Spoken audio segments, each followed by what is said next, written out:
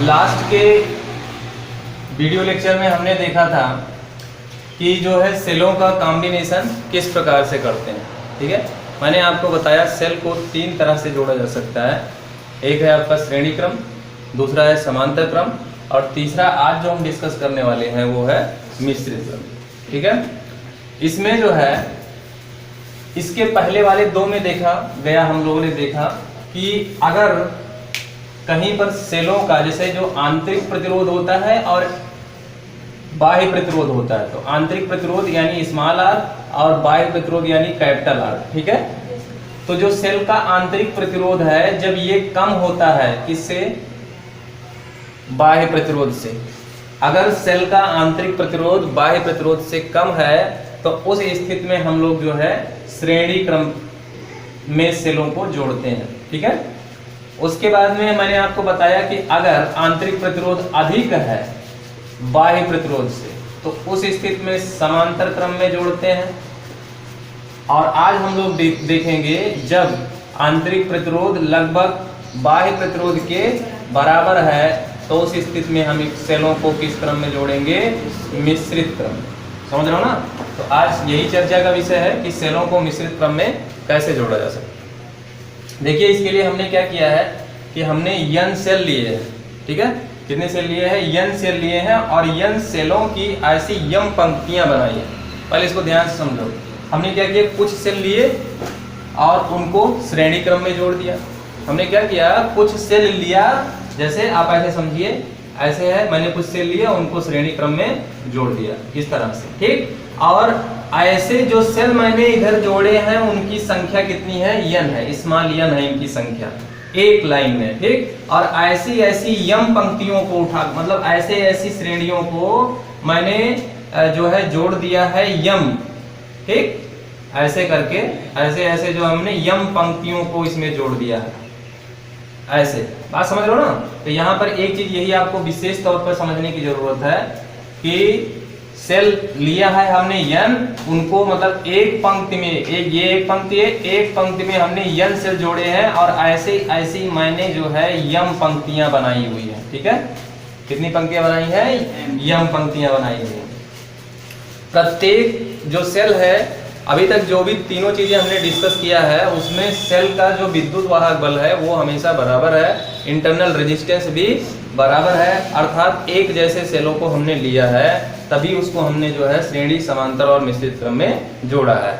एक केस इसका और बनेगा कि जैसे अगर सेल का विद्युत वाहक बल ना बराबर हो तब उस स्थिति में कैसे आप उसको ऐड करेंगे, तो उस पर हम बाद में डिस्कस करेंगे। पहले हम यहाँ देखते हैं कि सभी सेलों का जो विद्युत वाहक बल है वो कैपिटल E है और सभी सेलों का आंतरिक प्रतिरोध, हालांकि यहाँ पर आंतरिक प्रतिरोध हमने नहीं दिखाया। क्यों नहीं दिखाया? क्योंकि यहाँ पर बहुत सारे सेल हैं तो उनको बनाने में बड़ा फिगर बन जाएगा इसलिए। लेकिन सेल का, सभी सेल का आंतरिक प्रतिरोध होता है, मैंने आपको बताया है। तो सेल का आंतरिक प्रतिरोध इसमें जो है स्मॉल r है, इस तरह से।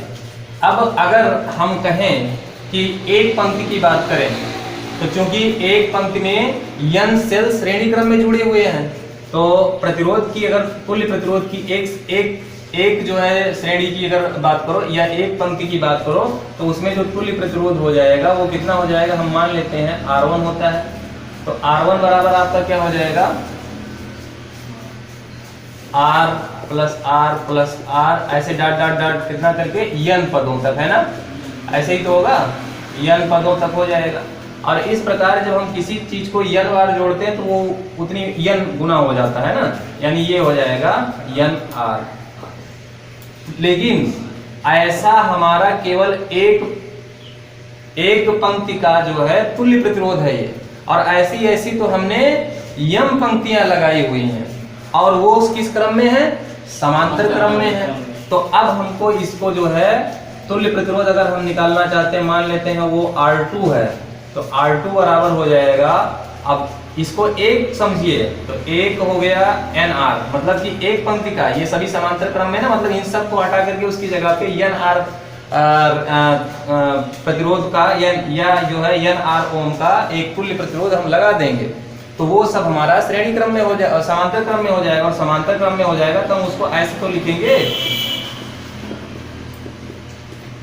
ऐसे फिर डॉट डॉट कहाँ तक, ऐसी कितनी पंक्तियां हमने ली हैं, यम पंक्तियां ली हैं, तो यम पदों तक। ठीक है, तो इस तरह से अब हमारा ये हो जाएगा 1/r2 बराबर, जब हम n बार जोड़ते हैं तो n r हो गया, m बार जोड़ेंगे तो m r हो जाएगा, है ना।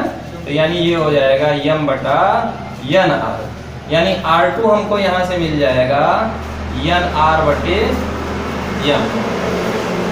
अब अगर हम कुल प्रतिरोध की बात करते हैं, कहते हैं कुल प्रतिरोध कितना होगा, यानी आंतरिक और बाह्य दोनों प्रतिरोध की हम बात करते हैं, तो वो हमारा हो जाएगा बाह्य प्रतिरोध तो कैपिटल R है, और इंटरनल रेजिस्टेंस जो है आंतरिक प्रतिरोध वो है स्मॉल n r बटे स्मॉल m। ठीक है, इतना हो जाएगा, समझ रहे हो ना।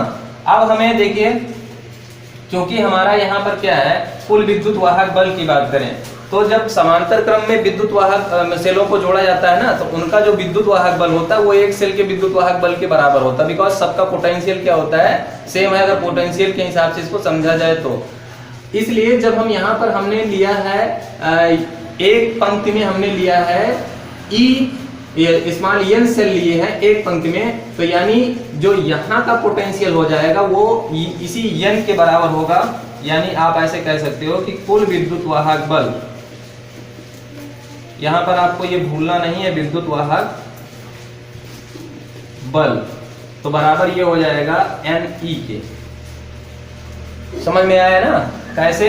आप यहां पर देखिए, हमने जो है सेलों को जब हम समांतर क्रम में जोड़ेंगे, मान लीजिए ऐसे आपने सेल को समांतर क्रम में जोड़ा है, ठीक है, ऐसे करके आपने समांतर क्रम में जोड़ा है, तो जो एक सेल का विद्युत वाहक बल होगा वही दोनों सेल का विद्युत वाहक बल होगा। लेकिन जब आप इस तरह से जोड़ देंगे, श्रेणी क्रम में जोड़ देंगे, तो मान लीजिए आपने दो सेल ऐसे लिए हुए हैं, तो ये इसका जो नेट विद्युत वाहक बल हो जाएगा वो 2E हो जाएगा।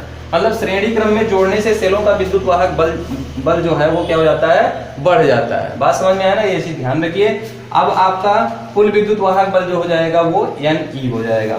अब आप जानते हो धारा बराबर, हमने लास्ट टाइम में भी आपको बताया था कि विद्युत धारा बराबर होता है विद्युत वाहक बल बटे कुल प्रतिरोध, यानी कुल विद्युत वाहक बल बटे कुल प्रतिरोध, यानी ये हो जाएगा Ne बटे, यहाँ पर कितना हो जाएगा, कुल प्रतिरोध है ये आपका R प्लस NR बटे M।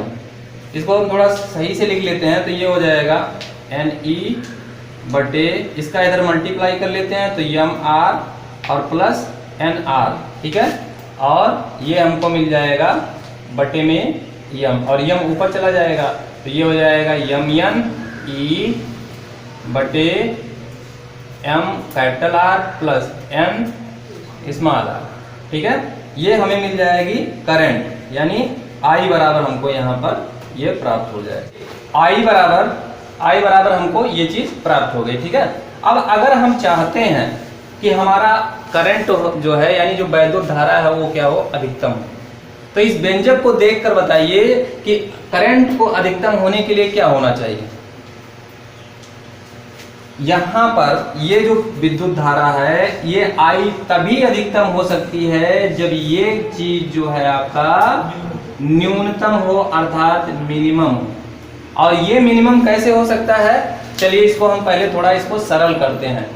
इसको हम लिख क्या सकते हैं, MR और प्लस NR, इसको हम लिख सकते हैं, अगर इसका हम होल स्क्वायर बनाए तो कैसे बना सकते हैं, हम लिख सकते हैं इसको MR का होल स्क्वायर है, और यहाँ पर क्या लिख सकते हैं, माइनस प्लस N√NR का होल स्क्वायर। और फिर हम इसमें जो इसको, तो ये तो अभी इतना ही हुआ, अब इसमें हम दो बार जोड़ते हैं, दो बार घटाते हैं, तो ये हमारा क्या हो जाएगा, मतलब एक बार जो ये जो है +2, या यहाँ पर माइनस ले लेते हैं, -2√MR और इंटू √NR, और फिर इसी तरह से एक प्लस टर्म ले लेंगे, है ना, तो हमारा कुछ गड़बड़ नहीं है। बात समझ में आया। अब इतने को लेकर के हम होल स्क्वायर बना लेते हैं, ये एक्स्ट्रा अपना जो है जुड़ जाएगा। एक मिनट, ये ऐसे करके, और यहाँ पर भी क्या रहेगा, मल्टीप्लाई में रहेगा, ये भी MR, समझ रहे हो ना, ये और ये क्या होना चाहिए, स्मॉल NR होना चाहिए। ठीक। अब इस तरह से जो है हम इसको लिख सकते हैं रूट एम आर और प्लस रूट एन आर, और इसका जो है अगर हम माइनस वाला टर्म ले रहे हैं तो यहाँ पे माइनस का होल स्क्वायर और plus 2 times root M R और इंटू रूट एन आर। ठीक, इसी मतलब इसी पद को हम इस तरह से लिख सकते हैं।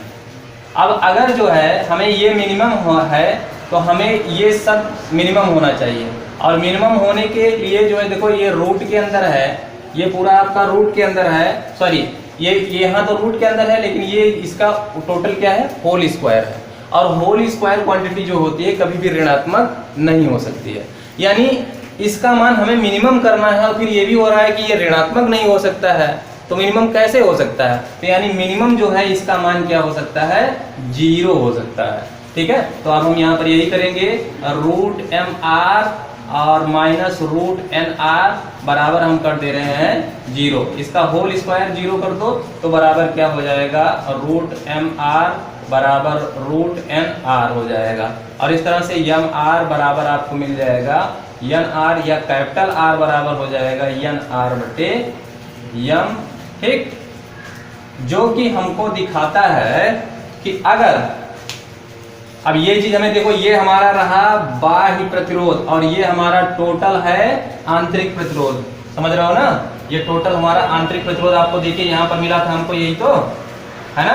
तुल्य प्रतिरोध कितना था, एन आर बाई एम, और ये तो यानी ये हमारा हो गया बाह्य प्रतिरोध जो परिपथ में आपका लगा हुआ है, और ये हमारा हो गया आंतरिक प्रतिरोध, आंतरिक प्रतिरोध। यानी हम मिक्स्ड क्रम का यानी जो है मिश्रित श्रेणी का हम प्रयोग तभी करेंगे सेलों को जोड़ने के लिए जब हमारा बाह्य प्रतिरोध और आंतरिक प्रतिरोध दोनों क्या होगा, बराबर होगा। बात समझ में आया भैया। तो इस तरह से आप जो है इसको प्रूव भी कर सकते हो कि अगर जैसे ये कह दिया जाए कि दिखाइए कि जो है किस प्रकार के सेलों के लिए या किस प्रकार के सेलों के लिए जो है मिक्स्ड क्रम जो होता है या मिश्रित क्रम जो होता है वो आपका परफेक्ट होता है, तब उस स्थिति में आपको यहाँ तक प्रूव भी करना पड़ेगा। R बराबर N R upon small M आपको प्रूव करना